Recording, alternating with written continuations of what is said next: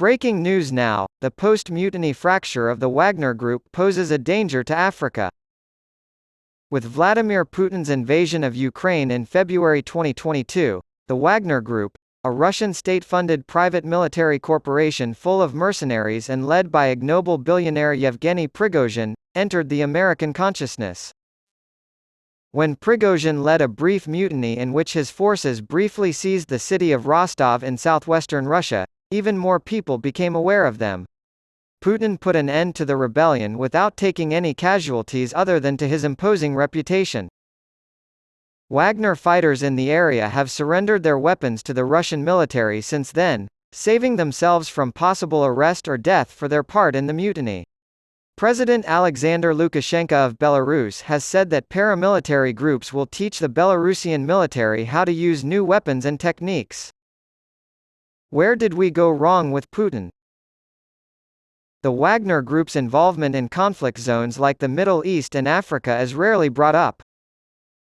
Wagner has been linked to multiple locations across the continent of Africa, including Chad, Libya, the Central African Republic, and Mali. There are unconfirmed reports that the new military regime in Burkina Faso may invite them to enter the country.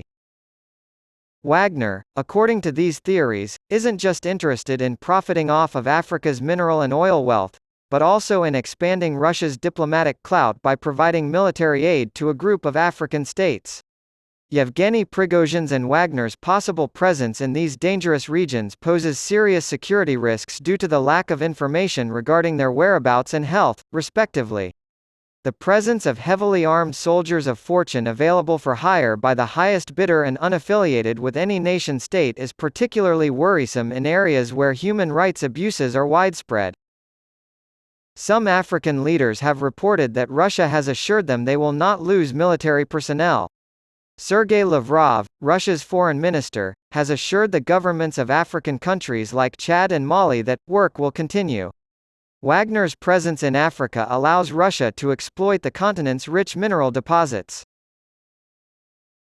There is still some doubt as to whether or not Wagner mercenaries' loyalties are undivided between the Kremlin and Prigozhin.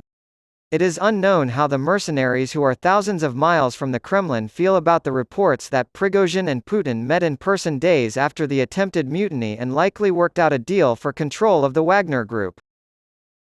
Putin may still be in charge, but his reputation as a strong leader has taken a serious hit due to the attempted coup. It is unclear whether or not the Wagner mercenaries will accept his leadership in the absence of Prigozhin.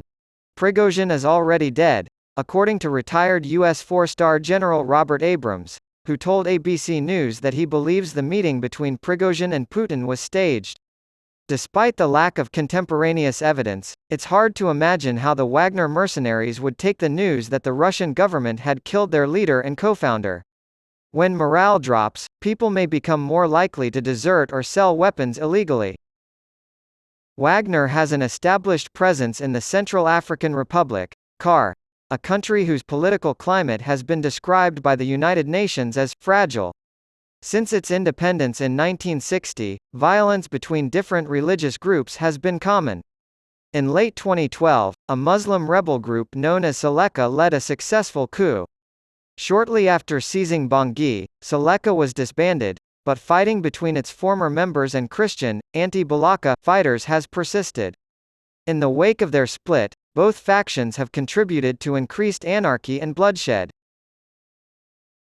The Wagner Group has assisted the government of CAR in suppressing and discouraging insurgency on the part of these groups.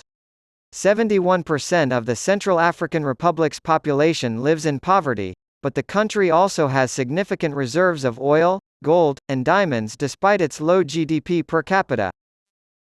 While it would appear that some Wagner forces have departed the country via plane, the government of CAR has stated that these are rotations, suggesting that Wagner still has some structure despite the lack of a clear chain of command in Prigozhin's absence. It's not clear whether or not CAR officials are trying to bluff the insurgents into not mounting an offensive by threatening to rotate Wagner's personnel. Defending against the conservative myth that Black Lives Matter received $82 billion in corporate funding, Wagner's remaining mercenaries may be more receptive to offers from KAR's many ex-Seleka and anti-Balaka groups if they lack a clear chain of command, have divided loyalties, or have lower morale since Prigozhin's removal.